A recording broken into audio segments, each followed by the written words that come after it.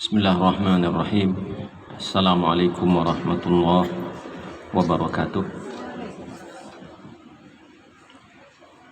Innal hamdalillah nahmaduhu wa nasta'inuhu wa nastahdihi wa na'udzu bihi min shururi anfusina wa sayyiati a'malina. May yahdihillahu fahuwal muhtadi wa may yudlil falan tajida lahu waliyan mursyida. Asyhadu an la ilaha illallah wahdahu la syarika lah wa asyhadu anna Muhammadan abduhu wa rasuluh. Allahumma rabbana lakal hamdu kama yanbaghi li jalali wajhika wa 'azimi sultanik. Lakal hamdu bil Islam wa lakal hamdu bil iman wa lakal hamdu bil Quran. Ibu-ibu yang mulia, kita berbahari rasa syukur kita kepada Allah atas segala karunia-Nya. Allah masih panjangkan usia kita, Allah masih sehatkan fisik, akal dan pikiran kita. Allah masih memudahkan kita untuk melakukan kesolehan. Semoga Allah menerima dan lipat gandakan pahalanya. Salawat beserta salam semoga tercurah pada Rasulullah Muhammad sallallahu alaihi wasallam, teladan dalam segala kebaikan, contoh terbaik dalam segala ketaatan. Semoga Allah tundukkan hati kita semua untuk bisa dengan mudah mengikuti petunjuk dan bimbingan Rasulullah dan kelak dikumpulkan bersama beliau di dalam sorga. Amin ya rabbal alamin. Kita lanjutkan tafsir kita dengan ayat 58 ya, surat An-Nur. A'udzu billahi minasy syaithanir rajim. Bismillahirrahmanirrahim. Ya ayyuhalladzina amanu liyasta'dinkumul ladzina malakat aymanukum walladzina lam yablughul huluma minkum thalatha marrat min qabli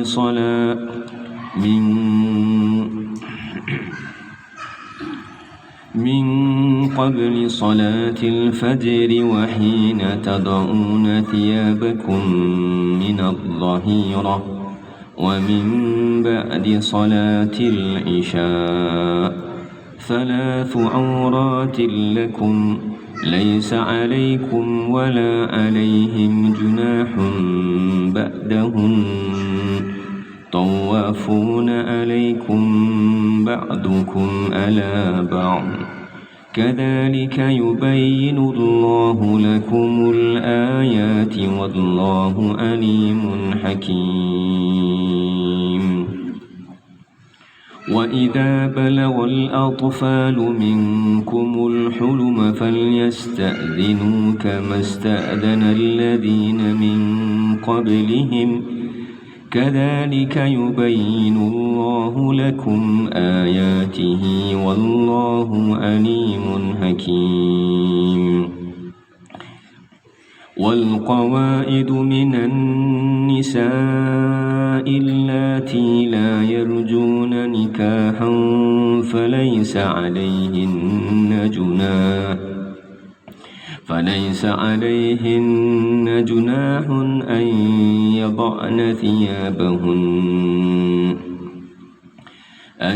يضعن ثيابهن غير متبرجات بزينة وأن يستعففن خير لهن والله سميع عليم. ليس على الأعمى هرج ولا على الأعرج هرج ولا على المريض هرج ولا على أنفسكم أن تأكلوا من بيوتكم أو بيوت آبائكم أو بيوت أمهاتكم أو بيوت إخوانكم أو بيوت أخواتكم أو بيوت أعمامكم أو بيوت عماتكم أو بيوت أخوالكم أو بيوت خالاتكم أو بيوت خالاتكم أو ما ملكتم مفاتحه أو صديقكم ليس عليكم جناح أن تأكلوا جميعا أو أشتاتا فإذا دخلتم بيوتا فسلموا على أنفسكم تحية من عند الله مباركة طيبة كذلك يبين الله لكم الآيات لعلكم تعقلون. صدق الله العظيم.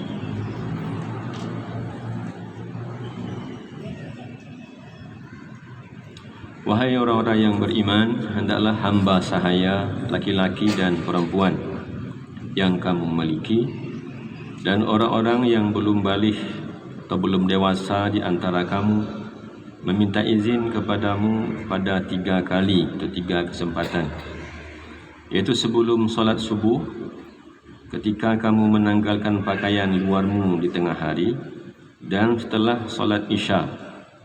Itulah 3 aurat atau waktu bagi kamu. Tidak ada dosa bagimu dan tidak ada pula bagi mereka selain dari 3 waktu itu. Mereka keluar masuk melayani kamu, sebagian kamu atas sebagian yang lain.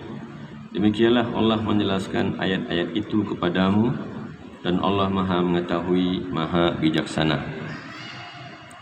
Dan apabila anak-anakmu telah sampai umur dewasa, maka hendaklah mereka juga meminta izin, seperti orang-orang yang lebih dewasa meminta izin.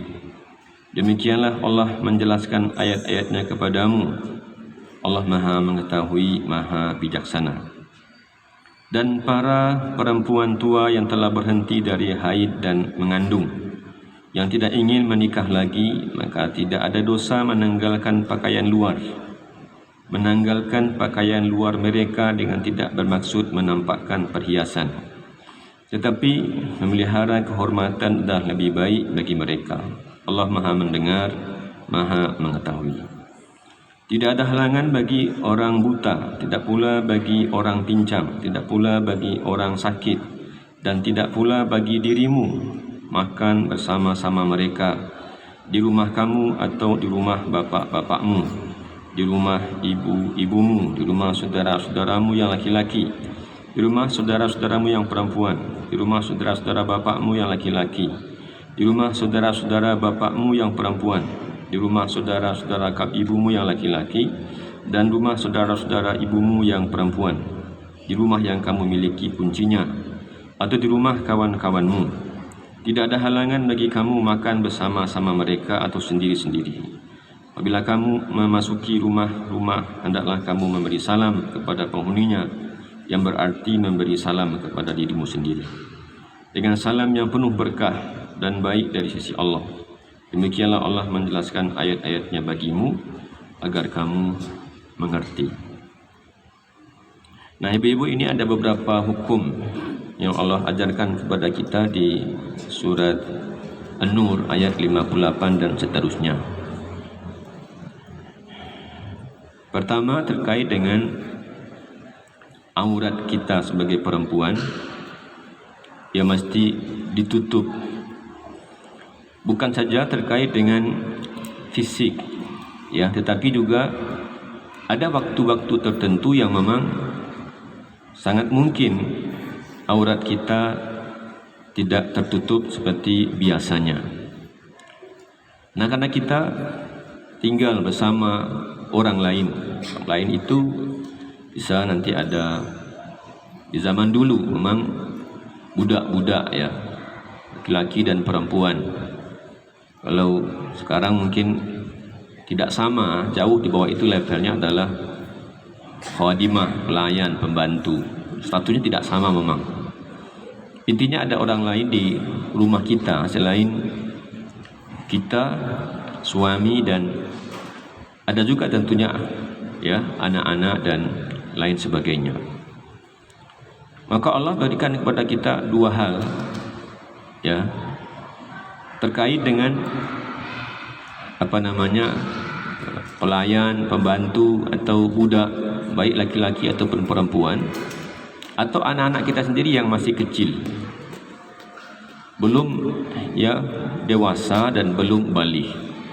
Tapi untuk anak-anak yang seperti ini, Allah juga memberikan bimbingan kepada kita agar di waktu-waktu tertentu yang mungkin karena suasana atau mungkin karena hari panas, sangat mungkin kita tidak berpakaian rapi seperti kita berpakaian di luar rumah.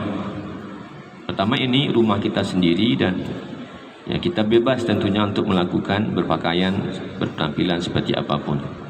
Tapi Allah meminta kita terkait dengan urusan ini, baik kepada anak-anak kita yang masih kecil ataupun orang lain, pelayan atau budak laki-laki dan perempuan. Untuk apa? Untuk menjaga aurat. Anak kita, Ustaz, iya. Anak kita, betul, iya. Begitu Allah membimbing generasi atau anak-anak kita agar tidak rusak fikirannya, tidak rusak pandangannya, dan terus terpelihara. Maka ayah dan ibu juga harus pahami bahwa ini istri saya, memang istri, ini suami saya, memang suami, tapi anak itu juga dijaga pandangannya, juga dipelihara, diperhatikan emosinya. Jangan sampai beliau atau anak-anak itu melihat hal yang tidak pantas untuk dilihat, walaupun usianya masih kecil, tapi itu akan berpengaruh dalam imajinasinya. Makanya kata Allah, wahai orang-orang yang beriman, hendaklah meminta izin kepada kalian. Siapa itu? Alladzina malakat aymanukum, budak-budak kalian, laki-laki ataupun perempuan. Laki-laki pasti lebih tegas, dan perempuan juga seperti itu. Walladzina lam yablughul hulama minkum, dan orang-orang yang belum baligh. Belum baligh itu bisa ponakan, bisa anak kita sendiri, bisa cucu kita sendiri, yang sangat mungkin melihat kondisi kita di rumah. Apa kata Allah?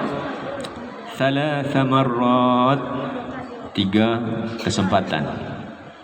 Ini sangat sensitif, waktu di mana sangat mungkin kondisi kita tidak seperti kalau di tengah keramaian atau berpakaian lengkap seperti normalnya seorang muslimah.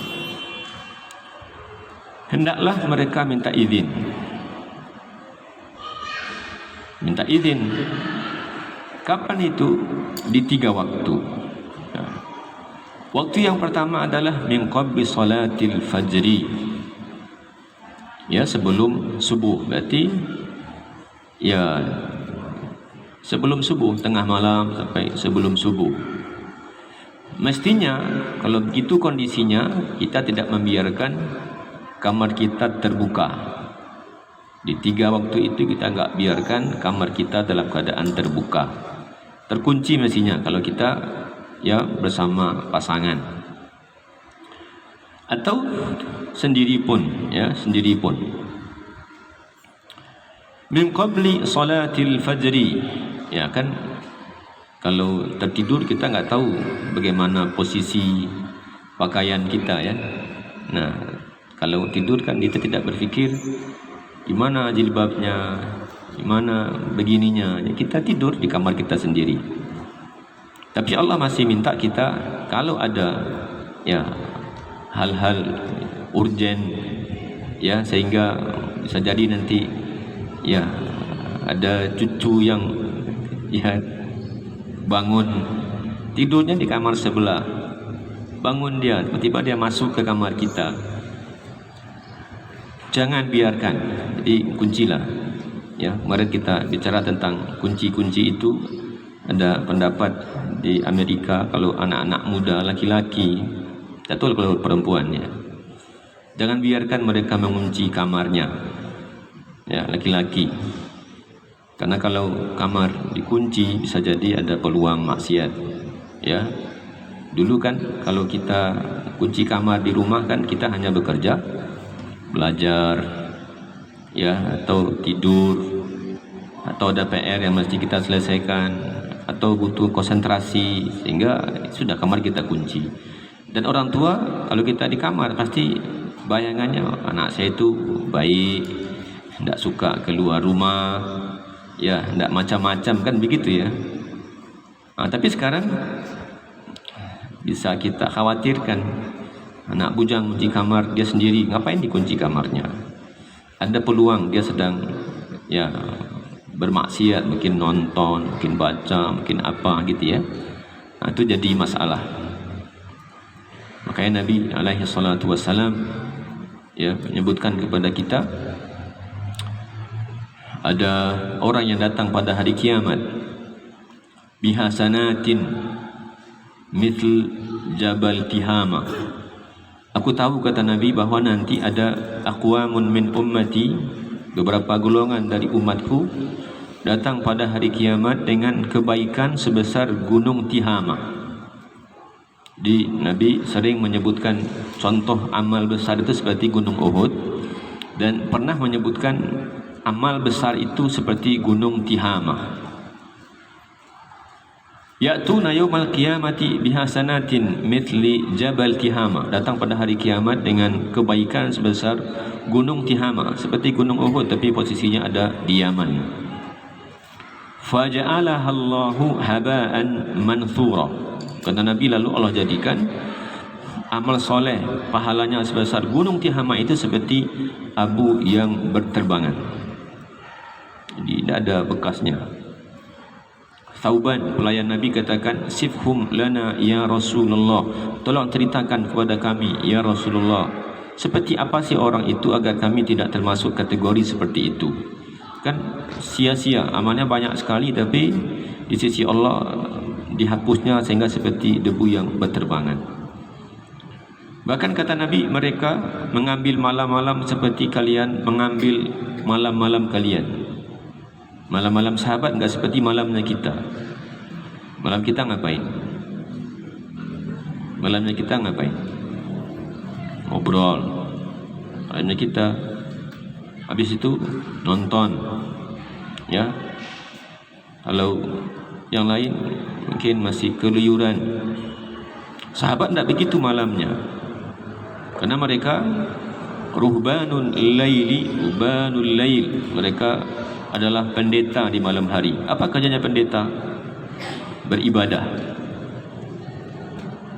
Wa usudun bin nahar, mereka adalah harimau di siang hari.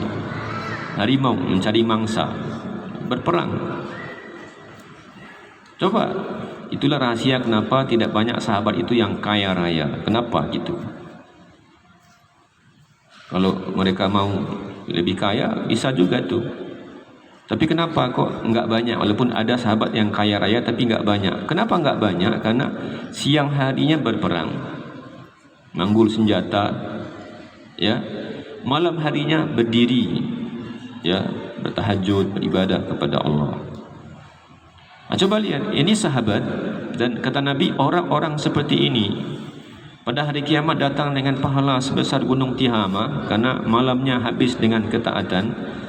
Tetapi idza marru bimaharimillah, bila mereka melewati apa yang Allah haramkan, kalau enggak ada orang lain atau tidak di kampung halamannya atau enggak ada yang kenal dengan dia, maka intahakuha, maka mereka melanggarnya. Jadi karena mereka melanggar yang dilarang oleh Allah, ya, di musim-musim tertentu, di tempat-tempat tertentu, ya, maka walaupun banyak amal solehnya seperti gunung Uhud, seperti gunung Tihama, fa ja'alaha Allahu haba'an manthura, Allah jadikan amalnya seperti debu yang berterbangan. Apa rahasianya, Ustaz? Orang ini lebih takut kepada manusia dibandingkan takut kepada Allah. Tapi kalau kita perempuan ada 3, ya. Kalau anak laki-laki, ngapain sih kamu tidur di kamar tuh? Kamar itu dikunci, ya. Walaupun laki-laki, walaupun perempuan, ya, tidak ada yang lain perempuan di rumah itu, kita saja ya, lalu ngapain dikunci? Laki-laki ngapain dikunci kamarnya? Karena ada peluang terjadinya maksiat ketika di zaman sekarang, ya, zaman fitnah itu begitu dekat. Maka min qabli salatil fajri, ya, sebelum subuh kita tidur dan kita nggak tahu apa yang terjadi dengan pakaian kita. Kadang-kadang bermimpi, kadang-kadang macam-macam, ya. Lalu ya, kita ketika mau tidur tentu tidak berpakaian seperti kita mau pergi kemana, ya. Yang kedua, wahina tada'una thiyabakum minadh-dhahira, ketika kamu meletakkan pakaian, ya, mungkin buka pakaian luarnya, minadh-dhahira, di siang hari. Ada sunnah Nabi dalam kehidupan kita tentang tidur siang, namanya qailulah.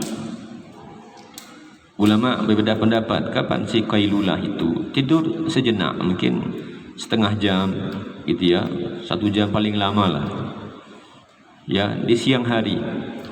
Yang ulama katakan itu fungsinya seperti sahur bagi orang yang pengen puasa. Sahur, ya, berpuasa itu terbantu puasa kita tuh dengan sahur, ya, walaupun kita yang sudah senior gitu, ya, mau sahur nggak sahur pun nggak apa-apalah, tapi ada keutamaannya bahwa sahur itu membantu kita lebih kuat, ya, untuk berpuasa.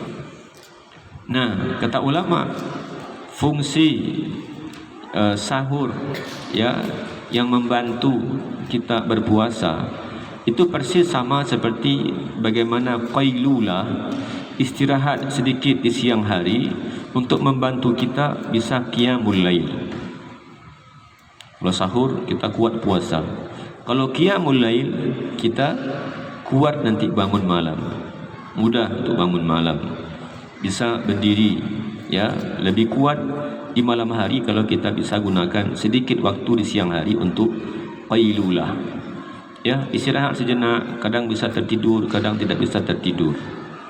Dua pendapat ulama, ada yang mengatakan sebelum zuhur, dan itu kalau kita yang bekerja sepertinya sulit, gimana tidur sebelum zuhur, ya. Kalau mungkin di ruangan kantor kita ada waktu istirahat jam 12 bisa istirahat, ya, kita bisa, ya, tidur istirahat di situ agak setengah jam sampai zuhur, itu termasuk qailulah. Ada yang mengatakan setelah zuhur, ya, tapi yang paling kuat ulama mengatakan, karena ada hadis Nabi bahwa Nabi tidaklah qailulah, atau kami tidaklah qailulah di masa Nabi kecuali setelah solat Jumat dan setelah makan siang. Artinya setelah solat zuhur dan setelah makan siang. Kalau begitu tidak sebelum zuhur, tapi dia setelah solat zuhur, sebelum waktu asar. Jadi kalau kita sudah selesai kerja jam 2, jam setengah 3 sampai di rumah, atau jam 3 sampai di rumah, nah bisa setengah jam itu, ya, tidak mutar TV dulu, tidak buka HP dulu, ya, tidak bla bla bla dulu, tapi bisa istirahat dulu. Nah, makanya Nabi katakan wahina tada'una thiyabakum minadh-dhahira, dan ketika kamu membuka pakaian luarmu, ya, mungkin pakaiannya 2 lapis, mungkin jilbabnya 2 lapis, ya, sehelai dibuka agar mungkin lebih mudah untuk istirahat. Itu waktu yang kedua. Jadi kita bisa ambil pelajaran, ya, kalau para ulama katakan qailulah itu istirahat sejenak di siang hari setengah jam atau 1 jam paling lama. Kalau memang tidak bisa habis zuhur, ya, mungkin sebelum zuhur, tapi yang paling kuat pendapatnya adalah setelah zuhur. Agar apa? Agar nanti malam bisa mudah bangun, ya. Tentu juga tidak dengan, ya, sudah tidur di siang hari lalu nanti malamnya tidur lambat juga, itu nggak bisa juga kan, ya. Ustaz, kalau sudah tidur siang tuh nanti malamnya susah tidur. Kira-kira berapa jam tidur siangnya? Kalau dari habis zuhur sampai asar, iyalah nanti malam pasti susah tidurnya. Tapi sejenak saya pernah dengar ada arahan ya, tidur siang itu istimewa memang. Ya, waktunya itu cuma setengah jam, tapi efektivitasnya itu 2 kali lipat dari waktu tidur yang dipakai di siang hari. Jadi kalau kita tidur setengah jam siang hari, itu sama dengan waktu tidur 1 jam di malam hari. Kalau kita tidur 1 jam di siang hari, sama faedahnya, kata Syekh itu ya, dengan tidur kita 2 jam di malam hari. Jadi kalau kita, makanya Nabi alaihi salatu wasalam, betul ya, kalau beliau sudah sering biasa qailulah di siang hari setengah jam, lalu Nabi pun ya tidak tidur larut malam, ya tidak tidur larut malam. Tidur 8 jam Ustaz, tapi 8 jam itu akan berbeda kalau kita tidur ya sudah tengah malam, nanti ujungnya habis juga ya subuhnya, dibanding kita tidur di awal malam dan ditambah sedikit waktu ya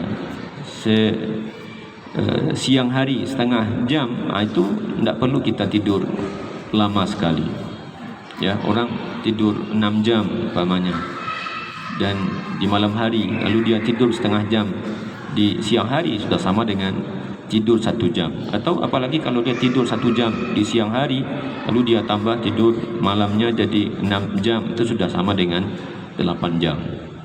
Tapi Nabi tidak tidur terlambat ya, tidak jam 12 juga Nabi tidur, tidak jam 11 juga Nabi tidur ya. Maka Nabi kalau sudah Isya itu sudah tidak ada aktivitas, habis Isya ya. Bahkan diriwayatkan beliau membenci sekadar berbicara di malam hari, cerita. Habis Isya ngobrol juga, itu Nabi sudah ngapain sih gitu. Nabi sudah habis Isya itu sudah mati lampunya. Nah, itu yang kedua, itu aurat, tutup. Aurat itu maknanya ditutup ya.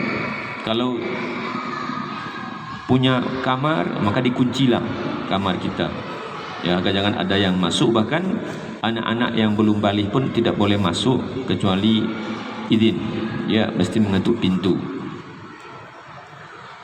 Tak tahulah kalau tidur dengan cucu, tidur dengan suami, lalu ada cucu pula, tu repot kan ya. Kan cucu Ustaz, nanti cucunya terbangun kalau kita tidak sedang dalam berpakaian tertutup.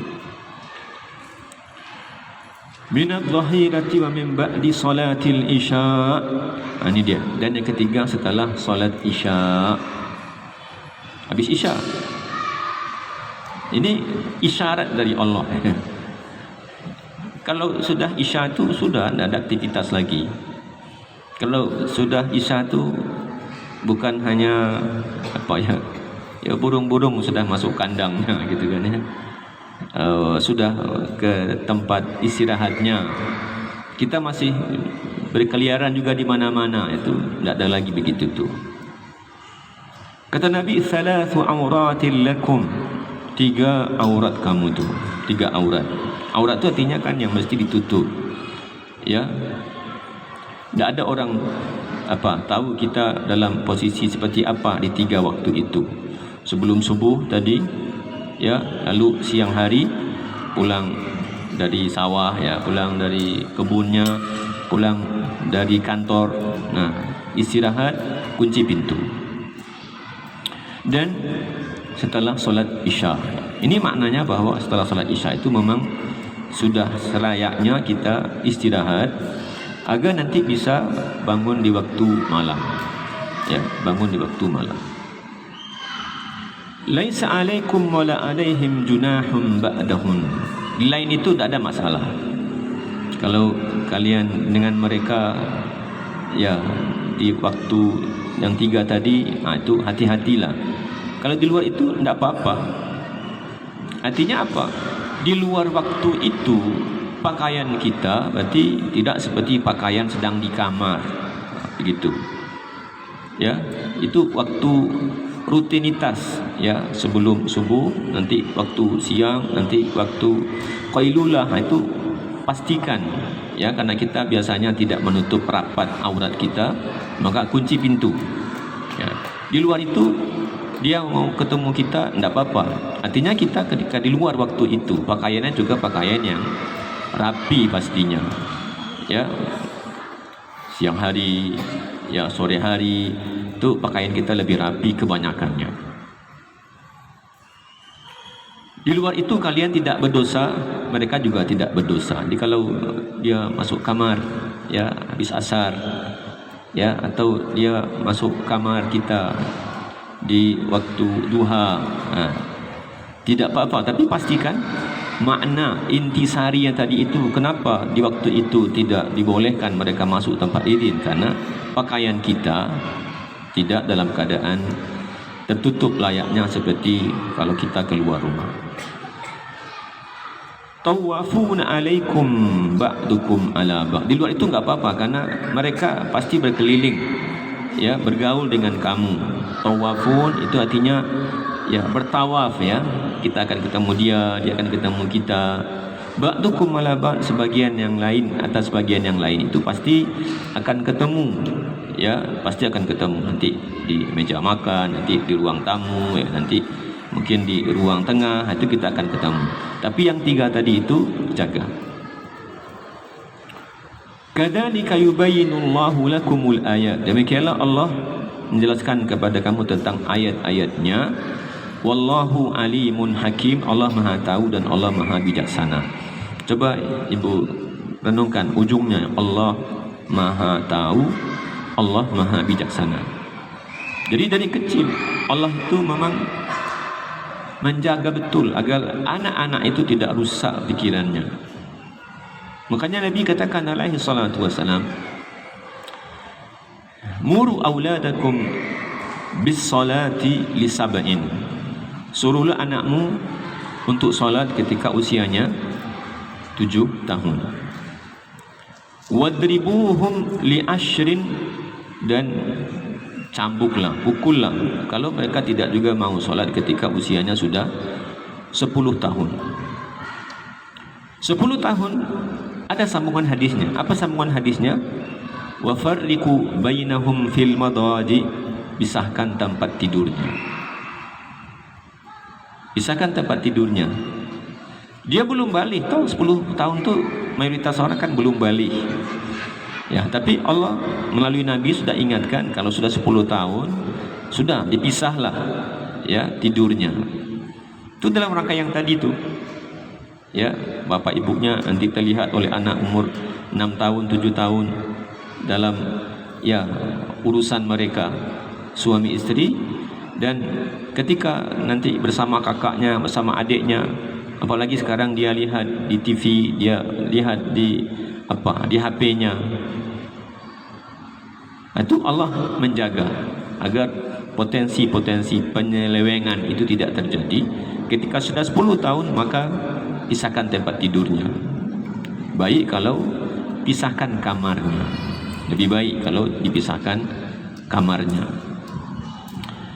Makanya memang tidak masalah kalau banyak anak itu enggak masalah, tapi ingat ya, ketika mereka sudah 10 tahun itu tidak lagi tidur sekamar. Ya, tidak lagi tidur sekamar laki-laki dan perempuan. Dan sangat dianjurkan walaupun mereka sama laki-laki, ya, tidak tidur di kasur yang sama. Ya, dengan fitnah di zaman sekarang. Dulu biasa aja bertiga, berempat, perempuan sama perempuan. Ya, tidak pernah kita dengar gitu tuh. Gimana sih ini sama perempuan, sama kakaknya, sama adiknya. Sekarang ya, laki-laki begitu ada sama adiknya, dan waliyadzubillah kalau laki-laki sama perempuan terjadi hal yang tidak diinginkan, maka kita temukan laki-laki sama laki-laki juga pada ujungnya ada fitnah seperti ini, dan perempuan sama perempuan juga ada fitnah seperti ini. Maka minimal kalau tidak dipisahkan kamarnya, maka pisahkan kasurnya, ya, pisahkan tempat tidurnya. Allah tahu, hakimun, Allah bijaksana. Ini dikhawatirkan, ya, dikhawatirkan kalau Allah, ya, tahu, Allah dengan bijaksana. Allah, ya, memperingatkan jangan sampai ini terus terekam di memori anak-anak yang masih kecil itu, sehingga ketika mereka mulai balik langsung ya terjadi apa yang terjadi. Ya kan, yang lebih cepat baliknya atau waliyadzubillah ya anak SD, anak SMP ya boleh jadi karena ya melihat di HP-nya, atau boleh jadi ya pernah dulu melihat ya ayah ibunya di kamarnya dalam kondisi seperti yang dia saksikan. Ini aurat kita, ya jaga. Anak saya, iya jaga. Ya, kita bebas dengan suami kita, tapi hati-hati dengan anak. Ya, jangan sampai merekam hal yang belum patut dia saksikan nanti ketika dia menjelang balik atau baliknya itu menjadi hal yang biasa saja bagi dia.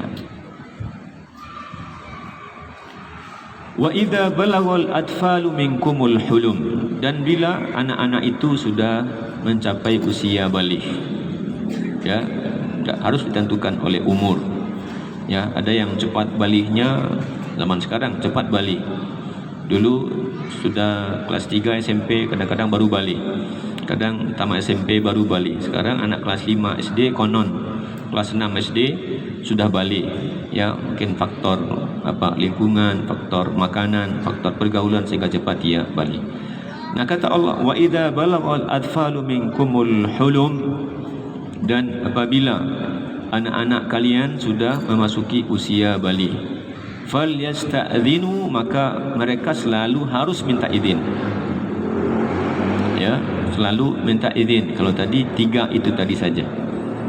Kama sta'dzana alladziina min qablihim, seperti orang lain juga minta izin. Ya, habis asar ada orang ketemu kita, tak bisa. Anak kita yang kecil habis asar masuk, tak ada masalah. Tapi sebelum subuh, tapi waktu zuhur, waktu habis isya, enggak boleh masuk. Kan ada waktu di luar itu, di luar 3 waktu itu. Waktu duha kita di kamar, siapapun yang mau ketemu kita, mau masuk ke kamar kita harus minta izin kalau sudah balik. Tapi kalau anak-anak enggak. Ya, kalau anak-anak masuk dia waktu duha, ya masuk dia habis asar, enggak harus dia minta izin. Tapi kalau sudah balik, fasta kama sta'dzana alladziina min qablihim, seperti minta izinnya orang lain, karena dia ya lebih sensitif, ya walaupun apa namanya tidak dalam kondisi berpakaian atau berpakaian rapi pun Allah menentukan ya yang diberikan dispensasi adalah 3, tapi di luar itu maka dia harus minta izin. Kadzalika yubayyinullahu lakum ayatihi wallahu alimun hakim. Demikianlah Allah mengajarkan kepada kalian, dia jelaskan kepada kalian ayat-ayatnya, dan Allah Maha mengetahui, Maha bijaksana. Itu anak-anak ya, atau yang sudah balik minta izin seperti orang dewasa lainnya. Yang ketiga, hukum terkait dengan mungkin nanti kebanyakan kita, wal qawaidu minan nisa. Ini perempuan-perempuan yang sudah tua, ya disebutkan oleh ahli tafsir terkait dengan bukan hanya mereka sudah menopause, ya tidak lagi bisa hamil, ya. Ini perempuan ya tidak menarik kalau dilihat. Bukan hanya tidak bisa hamil, ya, tapi sampai tidak menarik untuk dilihat. Itu beda, ya. Ada orang sudah menopause tapi cepat menopausnya 50 tahun, tapi masih menarik untuk dilihat. Ini wal qawaidu minan nisa, ya, perempuan-perempuan tua. Allati la yarjuna nikaha, yang tidak lagi pengen menikah. Dan perempuan tua yang telah berhenti dari haid dan mengandung, yang tidak ingin menikah lagi. Ya ini kata Allah, ya. laki-laki itu, saya nggak tahu apakah ada laki-laki yang tidak pengen menikah. Laki-laki kalau diberi pilihan nggak menikah lagi, itu kayaknya nggak ada orang. Tapi perempuan mungkin, ya Bu, ada laki-laki. Ya, tapi coba ibu-ibu lihat, kan kalau ada kasus-kasus asusila juga ya, itu sudah berapa? 70 tahun, 75 tahun, yang sempat heboh di Padang itu kan, ya, tuh kakeknya berbuat maksiat dengan cucunya. Tapi rasanya nenek-nenek, masa sih gitu kan ya? Masa nenek-nenek sudah 70 tahun lalu masih juga mau? Makanya bahasa Quran itu mungkin lebih cocok ya. Wal qawaidu minan nisa. Enggak disebutkan laki-laki yang tidak ingin menikah. Ya, rasanya enggak ada laki-laki, rasanya ya. Rasanya enggak ada laki-laki itu yang tidak mau menikah. Mungkin karena nggak mampu, itu aja barangkali. Tapi kalau ditanya, pengen, kamu mau nikah, saya cukupkan kebutuhannya, pasti mau menikah, gitu kan ya. Makanya alam ada yang artikel yang saya baca ya, informasi dari beberapa orang juga, laki-laki yang tidak menikah itu rentan terhadap penyakit apa? Penyakit apa? Prostat. Betul. Boleh nanti Bu Dokter cari. Tapi begitu ceritanya, ya. Prostat itu penyakit para duda. Ya, paling kalau duren masih sakit prostat, pasti kenapa? Duda keren kok masih sakit. Menikahlah begitu kan ya. Penyakit jadinya. Karena laki-laki enggak disebutkan oleh Allah. Allah sebutkan perempuan tua yang sudah tidak lagi haid, sudah tidak bisa mengandung, sudah menopause, la yarjuna nikaha, tidak lagi pengen menikah. Laki-laki saya tidak yakin, atau kalau perempuan mungkin mayoritas sudah 60 tuh gimana lagi gitu kan, sudah 70 mau menikah lagi nggak mau lagi, ya repotin gitu. Nggak repotin gitu kan. Laki-laki susah ya, laki-laki itu susah mengurus diri sendiri, kayak dia pengen cari juga. Falaisa alaihinna junahun an yad'na thiyabahun, maka tidak ada dosa bagi mereka untuk meletakkan pakaiannya. Jangan salah menafsirkannya ya. Perempuan yang sudah tua, ulama menyebutkan apa itu standarnya, memang tidak enak lagi dilihat. Ya, kulitnya enggak seperti, ya itu beda lah 17 dengan 71. Jangan pula berkompetisi pula dia sama cucunya. Cucunya 17 tahun ke salon, dia 71 tahun ke salon juga, gitu kan. Nah, cucunya 17 tahun tapi ingin menandingi kulit cucunya dengan oplas apa tuh. Itu nanti ujung-ujungnya lupa mati tuh. Ya, oh belum apa-apa nih kulit saya nih masih kencang, gitu ya. Tiba-tiba datang malaikat maut. Malaikat maut tidak peduli kulitnya kencang atau kendor, tuh malaikat maut tidak peduli. Ya, mau laki-laki atau perempuan, atau mau mati jadi laki-laki atau mau mati jadi perempuan, tuh malaikat maut tidak peduli. Ya, malaikat maut tidak peduli. Dia berwasiat, nanti kalau saya meninggal, tolong urus jenazah saya seperti mengurus jenazah perempuan. Kalau sudah meninggal itu dia nggak punya kuasa. Ya, begitu. Tidak berharganya kita ini. Kalau sudah meninggal, terserah orang. Orang mau solatkan, orang nggak mau solatkan, orang mau hanyutkan, orang mau kuburkan. Kita terserah orang. Ya, terserah orang. Ya, orang nggak dengar wasiat. Ya, wasiat kalau berbeda dengan yang Allah inginkan, Allah tidak ingin wasiat itu juga dijalankan. Wasiat itu kalau hak, ya benar, nggak boleh dilanggar. Tapi wasiat yang batil ya tidak ada keharusan untuk dipatuhi. Jangan sampai kita memahaminya, oh kalau begitu tidak apa-apa Ustaz, kalau perempuan yang sudah tidak haid, tidak menopause itu ya pakaiannya terserah aja. Kan dulu pakaian kantor pakaian kantor 30 tahun yang lalu kan, kalau sudah berhijrah ya kan di lemari aja kain kantor itu kan pakaian resmi, apa tidak bernutup kan dulu begitu kan, ibu-ibu kantor dulu kan begitu, yang kepala di belakangnya itu segede bola di belakangnya kalau ibu-ibu apa namanya korpri, ibu-ibu TNI itu besar kepala di belakangnya tuh, bagus bajunya nih ya kan, saya sudah nggak mungkin mengandung lagi, saya sudah menopause, pakai lagi lah, begitu kan ya. Sayang pakaiannya ini, dulu mahal belinya, ya, lalu nggak boleh dipakai karena ya tidak syar'i. Kalau sudah tua gimana? Lihat tuanya itu, lihat ya. Ulama katakan tidak menarik lagi dipandang, gitu ya. Akhirnya kan nggak enak juga pakai ya.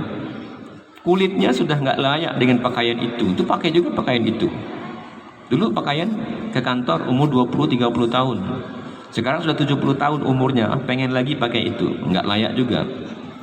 Tapi intinya bukan sekedar semata-mata karena sudah tidak bisa mengandung lagi, sudah nggak menstruasi lagi, lalu kita boleh berpakaian seperti orang lewat berpakaian begitu. Enggak. Enggak, itu juga maknanya. Ada pakaian luar, ada pakaian dalam.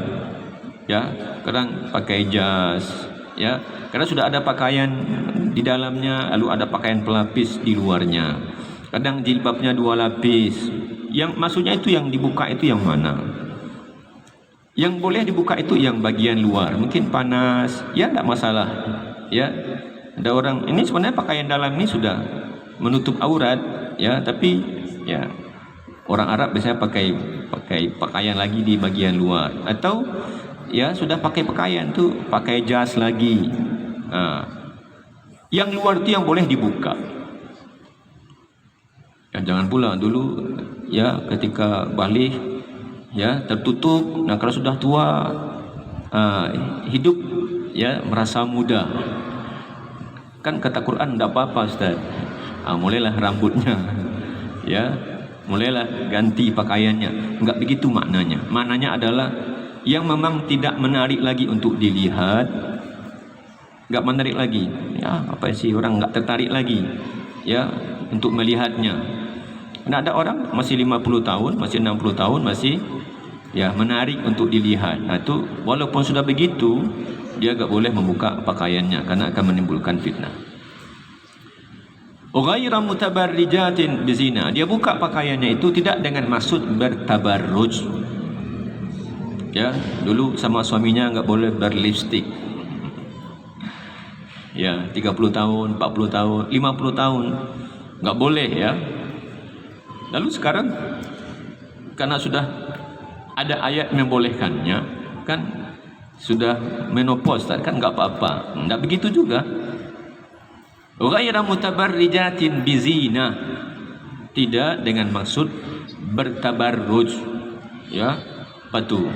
Ya, lipstiknya, ya make upnya, tidak dengan maksud begitu. Dulu tertutup, iya, tapi ketika sudah dalam usia tua seperti ini, kalau dia membuka maka tidak juga dengan maksud tabarruj. Dia pakai lipstik deh tebal-tebal, dia pakai make up deh tebal-tebal, gitu kan ya? Dan begitu juga maksudnya. Kalau pakai lipstik tebal-tebal, kalau pakai make up tebal-tebal, nanti nggak tahu ini muda atau tua, ya, jadi tambah fitnah. Tapi kata Allah wa ayyastafifna. Tapi kalau mereka mau bersikap iffah itu apa? Menjaga kesucian. Maksudnya apa? Dulu ketika mereka di usia mudanya menutup aurat, ya, lalu sudah tua, kalau mereka tetap menjaga auratnya, itu khairun lahunna, itu lebih baik. Ya, khairun lahunna, itu lebih baik. Tapi kalau mereka pengen buka tapi tidak dengan maksud tabarruj, dengan syarat tadi ya, perempuan yang Allah maksudkan dengan perempuan tua itu yang tidak menarik, silakan. Ya, silakan. Wa an yasta'fifna khairul lahunna, dan kalau mereka ingin menjaga kesucian dirinya ya dengan tetap berpakaian rapi seperti ketika dia belum dalam kondisi menopause, maka itu lebih baik baginya. Wallahu sami'un alim, dan Allah Maha mendengar dan Allah Maha mengetahui. Ya, kadang artis 50 tahun, ya 60 tahun tuh kadang-kadang dilihat ya jauh lebih muda dibanding usia sebenarnya gitu ya. Ini sudah 55 tahun loh, sudah 60 tahun. Tapi beda karena ya ini 50 tahun, 55 tahun berjemur, ya berhujan-hujan, berpanas-panas di sawah. Ini beda dengan orang yang dah 50 tahun, 55 tahun tapi ya mengurusi apa namanya, badannya, mengurusi kulitnya, itu berbeda. Hukum yang berikutnya, yang keempat, ini tentang makan. Kata Allah, laisa 'alal a'ma harajun. Tidak ada dosa ya bagi orang buta, wala 'alal a'raji, dan tidak pula ada dosa bagi orang yang pincang, wala 'alal maridi, dan tidak pula ada dosa bagi orang sakit. Kalau mereka ngapain? Di ayat lain, orang pincang, orang buta, orang sakit, tidak ikut berperang, tidak apa-apa, karena mereka punya uzur, ya dibiarkan, tidak ada masalah kalau yang sakit, yang uzur itu tidak pergi berperang. Tapi kalau sehat, ya tidak juga ikut berperang, padahal diwajibkan oleh Allah atau oleh nabinya untuk ikut berperang, nah itu sangat besar sanksinya. Ya, sehingga Nabi pernah memberi hukum kepada 3 orang sahabat, wa 'ala thalathati alladziina khulifu, kepada 3 orang yang mangkir dari sebuah peperangan. Ya, ayo berperang. Ya, kata dia. Siap-siap, siap-siap. Orang dah siap-siap, dia masih belum. Sampainya orang udah berangkat, dia belum berangkat. Orang pulang, dia nggak berangkat juga. Ya. Sampai akhirnya ada yang dihukum oleh Nabi, diikat di tiang masjid. Ya, coba kalian lihat tuh. Dan tidak boleh ditegur oleh sahabat lain. Ya, Nabi ya ketika mereka mengucapkan salam, Nabi tidak balas. Sehingga hatta dhaqat alaihimul ardu bima rahubat. Bumi yang luas ini menjadi sempit. Kenapa? Karena nggak ada orang mau menegur dia. Ya, di tiang Masjid Nabawi itu diikat sama Nabi. Sampai nanti Allah menurunkan ayat tentang pembebasan mereka. Ya, bukan karena mereka munafik, tapi ya lalai. Kalau munafik lain hukumannya. Tapi ini karena lalai, nunda, akhirnya dia tidak jadi pergi berperang. Dan kalau sudah berperang lalu kemudian kabur, itu bagian dari dosa besar, namanya at-tawalli yaumaz zahfi, lari kabur ketika perang sedang berkecamuk. Itu juga enggak dibenarkan. Karena berjihadnya kaum muslimin beda dengan perang yang dilakukan oleh orang kafir. Orang muslimin itu kalau pergi berjihad, apa yang mereka harapkan? Mati, syahid. Yang itu menjadi kemuliaan, dan tidak semua sahabat bisa menemukannya. Ada begitu banyak sahabat yang sudah terluka dan badannya sudah dipenuhi oleh bekas-bekas luka, tapi kemudian meninggal di tempat tidurnya. Dan alangkah sedihnya ya, Khalid bin Walid, panglima perang masa jahiliyah, sudah jadi jenderal perang, dan ketika sudah masuk Islam selalu ikut berperang. Tiba-tiba kemudian begitu banyak bekas luka di badannya, hanya meninggal biasa normal di tempat tidurnya, di rumahnya. Ini kemuliaan, ya. Allah janjikan beberapa keistimewaan bagi orang yang mati di medan perang karena berjihad. Beda dengan salah seorang sahabat yang Masya Allah belum lama Islamnya, ya, bahkan mungkin belum solat, apalagi ya berpuasa, berhaji. Sahabat yang di Baiat Aqabah pertama dan kedua, tahun ke-11, tahun ke-12 diajak masuk Islam, tidak mau masuk Islam. Orang-orang sudah berhijrah belum juga mau masuk Islam. Ketika diajak ya masuk Islam di tahun pertama hijrah, tahun kedua hijrah, tahun ketiga belum juga mau masuk Islam. Tiba-tiba ketika di perang Uhud termasuk orang yang terluka. Ya, sahabat namanya Usairim. Sehingga orang-orang heran. Ini kamu Usairim yang diajak dulu masuk Islam enggak mau itu. Iya, sekarang kenapa kamu kok ada di sini dalam barisan orang-orang yang sakarat, ya, dalam keadaan luka parah? Kenapa? Apakah kamu ya karena membela kaummu ya diserang lalu kamu ikut membela, atau laqad aslamta karena kamu sudah masuk Islam? Beliau katakan radhiyallahu an, laqad aslamtu, aku sudah masuk Islam. Jadi belum salat sekalipun sudah baru masuk Islam lalu pergi berperang, lalu kemudian gugur. Kata Nabi, huwa fil jannati in sadaq, dia masuk surga kalau dia jujur dengan pengakuannya. Adapun ya sahabat yang lain namanya Quzman, lama sekali sudah masuk Islam, sudah sering kali ikut berperang, dan di perang Uhud juga terluka, tapi kemudian tidak sabar. Ya, Nabi pernah bicara, huwa min ahlina, kata Nabi, ini orang ini nanti akan menjadi penghuni neraka. Dan ketika ada sahabat yang mendengar itu, maka sahabat ini nguntit, ya, mengikuti. Kenapa orang ini menjadi penghuni neraka? Nanti setelah perang usai, ternyata dia termasuk yang terluka dan tidak tahannya, kan kalau luka itu haus, sakit, menderita gitu ya. Maka dia kemudian bunuh diri. Waliyadzubillah. Jadi ada orang ya berharap mendapatkan syahid, Allah beri. Ya, ada orang berharap mendapat syahid tapi Allah enggak beri. Ada yang sama-sama mati di sebuah peperangan tapi statusnya menjadi berbuat maksiat karena dia su'ul khatimah, membunuh dirinya. Makanya ketika orang Allah memberikan syahid, itu adalah karunia. Tapi untuk orang yang buta, gimana pergi berperang, kan buta, ya. Orang pincang gimana pergi berperang, orang sakit gimana pergi berperang. Jadi ini tidak ada dosa bagi mereka untuk tidak pergi berperang. Tapi ini bukan sekedar terkait dengan izin untuk tidak berperang, tapi ini untuk yang lain. Wala ala anfusikum, dan tidak juga ada dosa bagi kalian antakulu, untuk makan min buyutikum, di rumah kalian.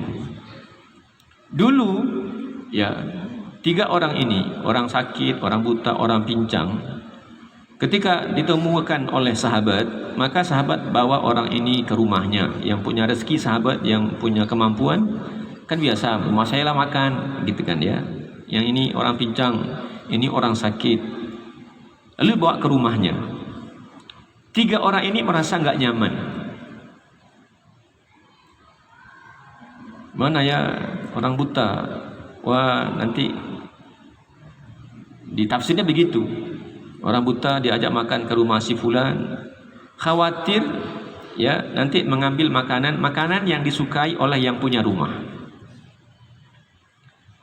Ada perasaan haraj, ya, mau ambil apa gitu kan ya, kan jangan-jangan yang diambil itu memang nggak banyak ya, dan itu seleranya tuan rumah. Terambil nanti saya nggak enak. Orang pincang dia merasa ya nanti rumahnya tuan rumah tidak terlalu lapang, kan kalau orang pincang berarti ya duduknya kan tidak normal juga begitu ya. Dia merasa nggak deh gitu kan ya, nggak enak aja pergi makan ke rumah tuan rumah. Apalagi kalau orang sakit, kan sakit pergi makan ke rumah sana, nanti apalagi sekarang batuk-batuk pergi makan ke rumah, ini Papa Kron atau Mama Kron, Itu dulu. Dan sebaliknya, tuan rumah juga ada yang merasa tuan rumah. Yang tadi mengajak kan suaminya, ayahnya, nanti ada adiknya, nanti ada anaknya, ya nanti ada ponakannya. Wah, nggak enak deh makan gitu. Ya, nggak enak kita mau makan ini, nanti dia makan itu pula. Ini tempat kita sempit kok, dia di sini. Ini kita gimana mau makan di depan orang sakit kan, kadang-kadang nggak selera gitu ya. Ini sakit, itu kita makan dekat dia. Allah hapus itu. Kata Allah, tidak ada masalah, tidak ada dosa, ya, tidak boleh ada yang terganggu, tidak yang buta, yang pincang, yang sakit, dan tidak pula keluarga tuan rumah. Boleh, jangan sampai ya orang akhirnya nggak mau karena, nah itu Allah rubah keputusannya dengan menurunkan ayat ini.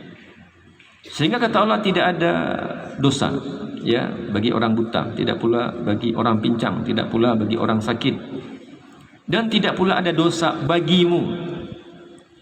Apa itu dosa? Ngapain sih? Antakulu min buyutikum, untuk kamu makan di rumahmu sendiri.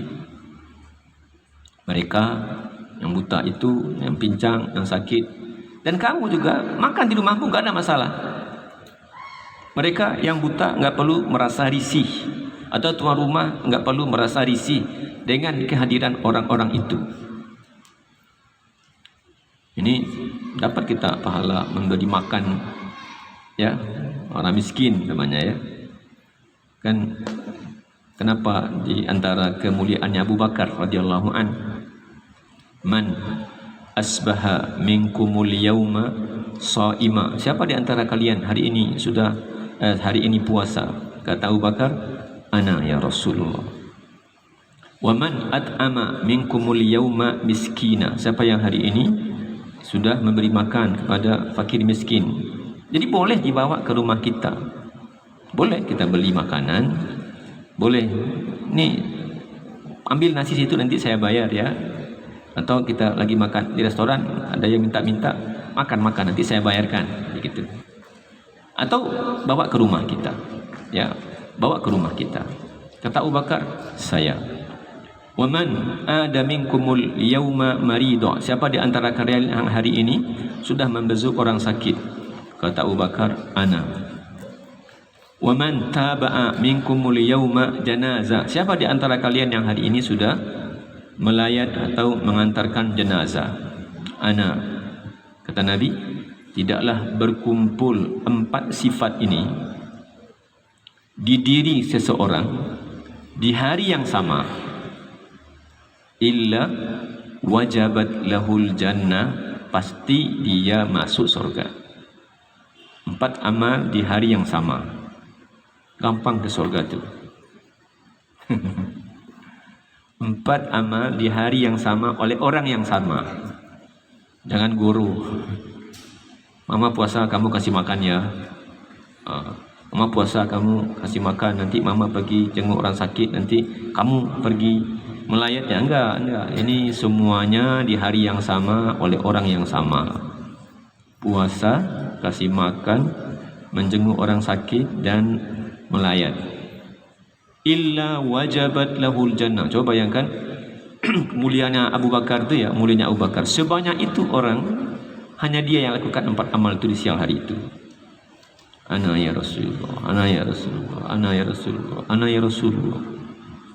Yang lain kalau lakukan pasti katakan saya Rasulullah, saya Rasulullah, pasti gitu.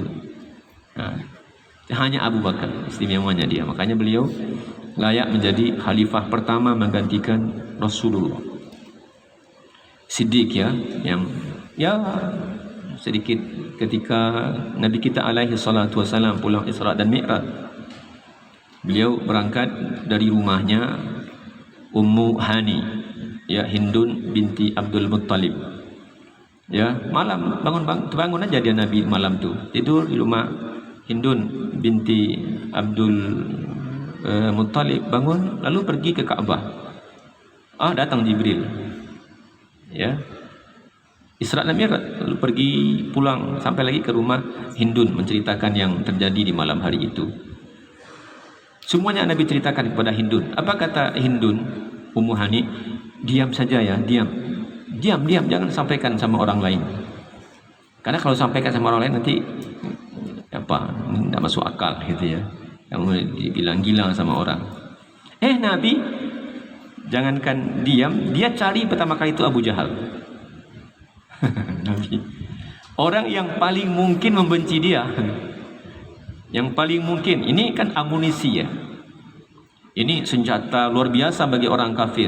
Bagaimana Nabi mengaku-ngaku bahwa dia melakukan perjalanan 1 malam ya, dari selepas Isya sampai sebelum subuh itu, coba dari Masjid Haram ke Masjid Aqsa itu 1239 kilo.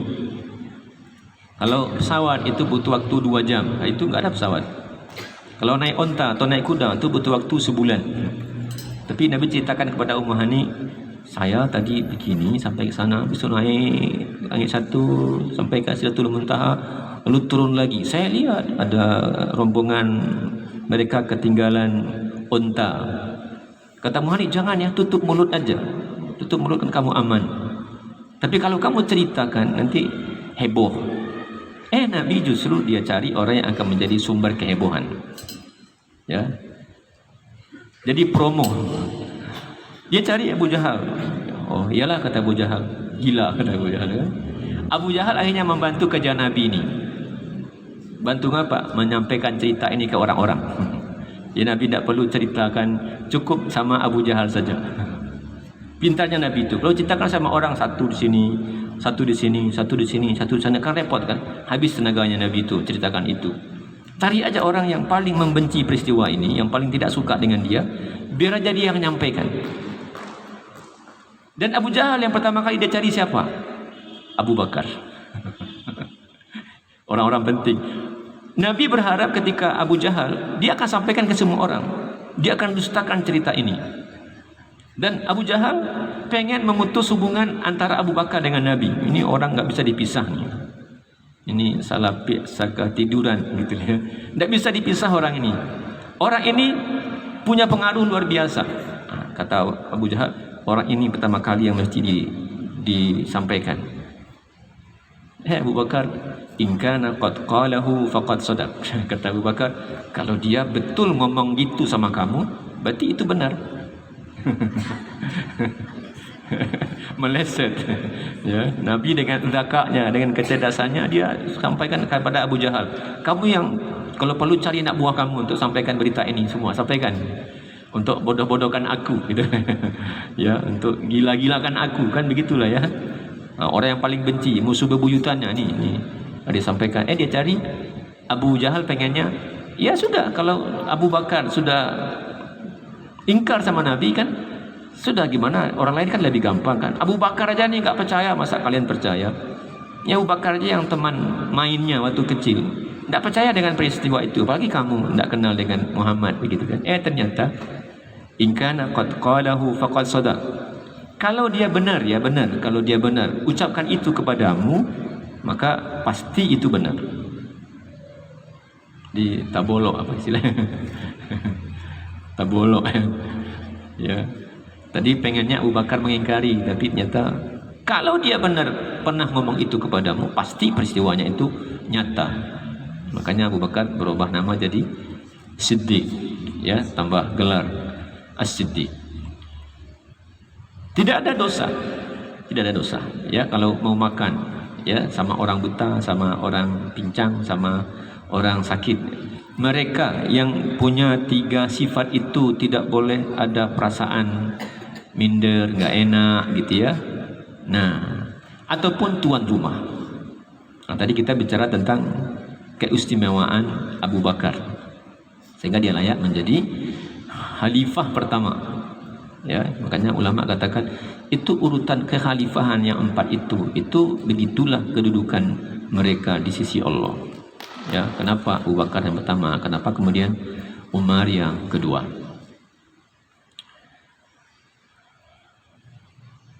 Di mana tidak ada dosa, di mana tidak ada larangan, antakulu min buyutikum, kalau kamu makan di rumahmu sendiri. Ya tidak ada masalah. Rumahmu. Di sini enggak disebutkan rumah anakmu. Kenapa? Kenapa enggak disebutkan rumah anakmu? Hanya disebutkan rumahmu. Karena rumah anak itu rumah bapak. Menurut agama ya, menurut agama. Kalau menurut Minang lain lagi ceritanya. Kalau menurut Minang, makanya orang Arab enak ya. Kalau tahu orang Arab bahwa di Minang ini, ya laki-laki nggak perlu bikin rumah, nggak perlu bikin rumah, kan ya Bu ya? Kan nggak perlu bikin rumah, kecuali kita hanya kalau ada rezeki kita bangun rumah untuk anak. Masya Allah itu luar biasa itu baiknya. Kalau terjadi sama orang Arab, di antara faktor kenapa orang-orang Arab di Mesir itu umpamanya ya sudah tua masih belum menikah, 35 belum menikah, 40 laki-laki belum menikah. Repot karena kalau sudah menikah ya sudah punya rumah. Nah, kita enggak kan? Mau menikah, asal mau sungguh-sungguh mau menikah, sudah ada rumah. Ya kan? Laki-laki dibawa ke rumah istri.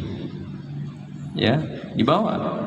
Makanya kata Allah, wala ala anfusikum an ta'kulu min buyutikum, kalian tidak punya dosa kalau kalian makan bersama mereka di rumah kalian sendiri.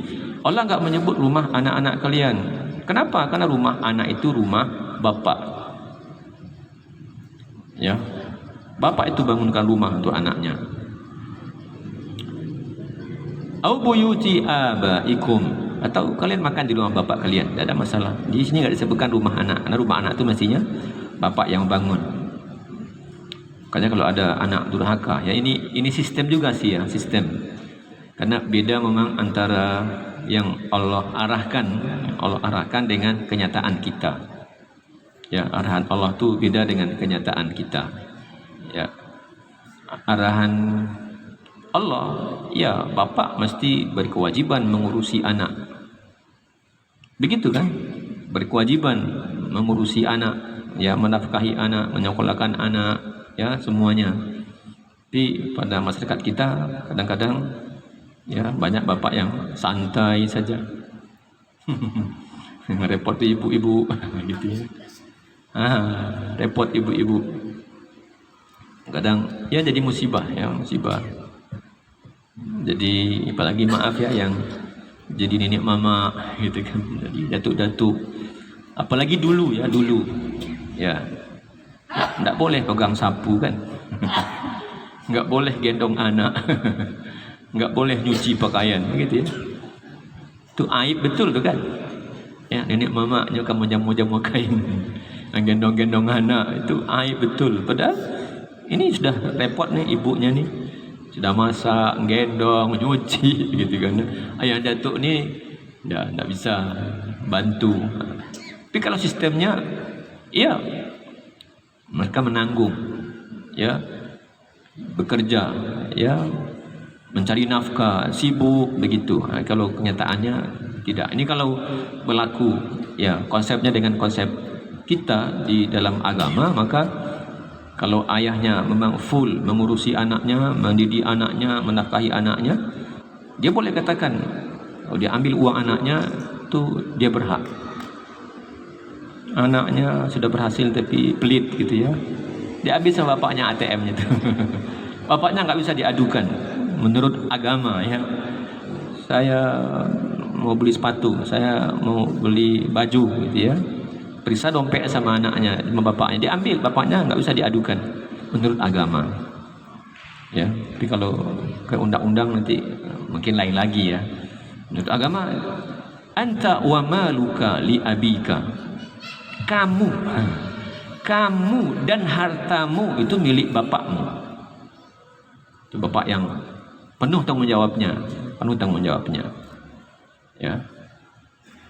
Nggak ada dosa, jadi boleh, tidak ada yang merasa risih ya, merasa terganggu atau merasa malu gitu.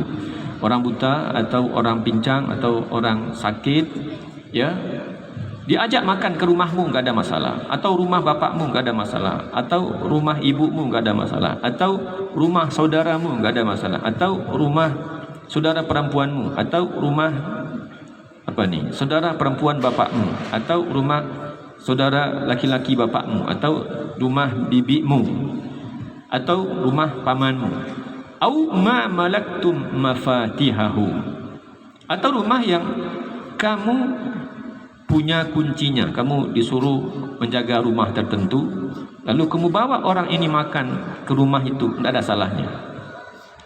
Au sadiqikum, atau makan di rumah kawanmu, tidak ada masalah, boleh, ya, tidak ada masalah.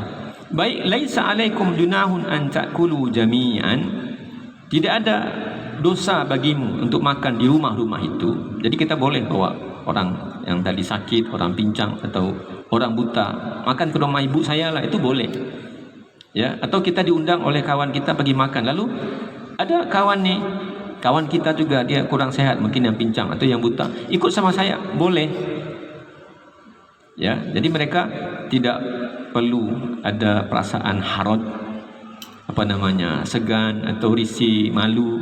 Dan tuan rumah juga tidak boleh punya perasaan risih, segan, malu, tak boleh. Baik, makan bersama mereka, ya, bersama tuan rumah, sama ayah, sama ibu, sama bibi, sama saudara. Au astata, atau mereka enggak makan, kita makan. Tuan rumahnya enggak makan, tapi kita ada makanan, ya. Dan ya, alhamdulillah, karena kelapangan rezeki, ya kan, beda dengan Nabi sama sahabat. Nabi sama sahabat, ya, Masya Allah, Abu Bakar keluar rumahnya, Umar keluar rumahnya, lalu ketemu sama Nabi, ya, Abu Bakar lalu ketemu sama Umar. Apa kata Umar? Apa yang buat kamu keluar? Ngapain sih keluar? Hari panas gini ngapain keluar? Gitu ya. Tidak ada makanan. La ilaha illallah. Tidak ada makanan. Tidak ada makanan. Kamu kenapa kau keluar? Lapar juga. Tidak ada makanan juga. Ya. Nabi keluar juga. Tidak ada makanan. Ini orang-orang hebat, orang-orang istimewa. Ya, keluar rumah karena ya mudah-mudahan adalah yang ngasih makan gitu ya. Orang seperti itu sekarang kan alhamdulillah, ya, alhamdulillah nggak ada sampai sesempit itu hidup, ya. Kalau cerita nenek-nenek kita dulu masa Jepang, masa Belanda, itu ya pahit gitu ya hidup, tapi sekarang enggak. Jadi boleh kita membawa orang-orang tadi itu ke rumah kita, rumah anak kita, rumah ibu kita, rumah tangga kita, baik makan bersama mereka. Yang diajak ini nggak perlu risih. Ini ayat ini untuk menghapus risih-risih itu, ya, minder, penyakit itu, ya, nggak perlu ada begitu.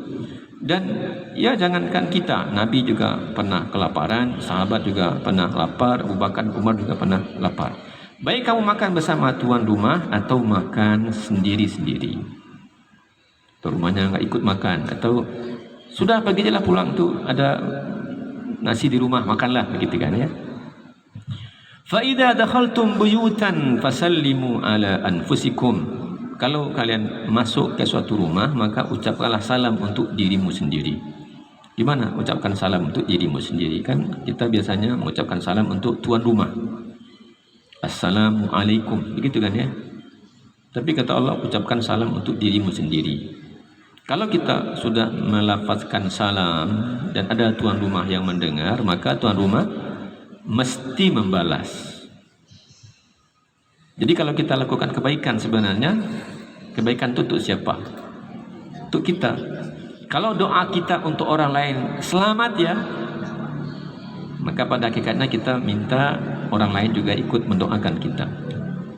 Makanya Nabi Allah katakan, kata Allah, ya, wa idza huyitum bi tahiyyatin fahayyu bi ahsana minha. Bila kamu mengucapkan salam, bila kamu melantunkan salam, itu gimana?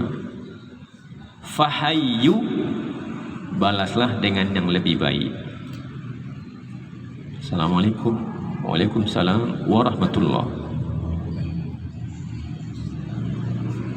Bi ahsana minha aw rudduha, atau balaslah minimal sama.